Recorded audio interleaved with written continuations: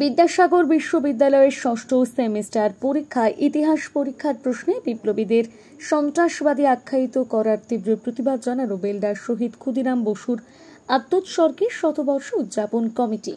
এদিন ক্ষুদিরাম শতবর্ষ উদযাপন কমিটির পক্ষ থেকে একটি বিবৃতি দিয়ে বলা হয়, ভারতবর্ষে যারা কুখ্যাত অত্যাচারী জেলা শাসক ছিলেন, সেই অত্যাচারী জেলা শাসকদের হত্যা করেছিলেন বিপ্লবী বিমল দাশগুপ্ত, শহীদ প্রদ্যুৎ ভট্টাচার্য, প্রভাংশু পাল।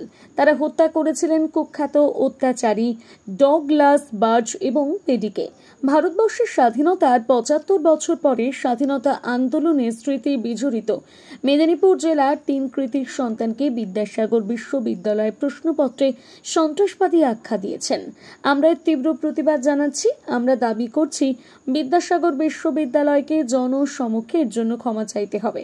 উপস্থিত ছিলেন কমিটির সভাপতি শ্রী তপন দে, সম্পাদক শ্রী পরেশ বেরা, অধ্যাপক বাসুদেব ধারা, প্রধান শিক্ষক প্রদীপ মাঝি, মানুষকর অন্যান্য নেতৃবৃন্দ। বিদ্যাসাগর বিশ্ববিদ্যালয়ের 6th সেমিস্টার ইতিহাসের একটা প্রশ্ন হঠাৎই একজন ছাত্র আমার কাছে ব্যক্তিগত হোয়াটসঅ্যাপে পাঠায় এবং প্রশ্ন করে, স্যার আপনারা তো ইতিহাস আলোচনা করেন, আপনারা তো শহীদ ক্ষুদিরাম কমিটি বেলদাতে ক্ষুদিরামের মূর্তি বসিয়েছেন, তাহলে এই সমস্ত বিপ্লবীদের যদি শহীদদের যদি সন্ত্রাসবাদী বলা হয় আপনার কেমন লাগে? বিষয়টা শোনার পর এবং প্রশ্নটা দেখার পর আমি অত্যন্ত ব্যথিত এবং অবাক হয়েছি যে সেখানে প্রশ্ন করা হয়েছে এই মেদিনীপুরের 3 জন ম্যাজিস্ট্রেটের নাম লেখো যারা সন্ত্রাসবাদীদের দ্বারা নিহত হয়েছেন। আমরা খুব ভালো করেই জানি যে মেদিনীপুরের 3 ম্যাজিস্ট্রেট বলতে কাকে বলা হয়েছে। আমরা মেদিনীপুর স্টেশনে যাওয়ার পথে 3 ম্যাজিস্ট্রেটের যে সমাধি দেখতে পাই, সেখানে প্যাডি, বার্জ এবং ডগলাস যারা 1931 থেকে 33 সালের মধ্যেই 3 জনকে আমাদের এই কুখ্যাত বলে আমাদের এখানকার যারা যুবকরা যাদের আমরা শহীদ বলে শ্রদ্ধা করি, প্রণাম করি, তারা হত্যা করেছিল, গুলি করেছিল।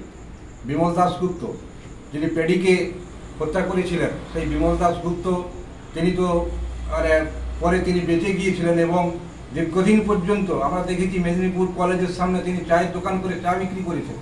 আমরা তার মূর্তি বসিয়েছি মেদিনীপুরে, আমরা সেই কমিটির লোক।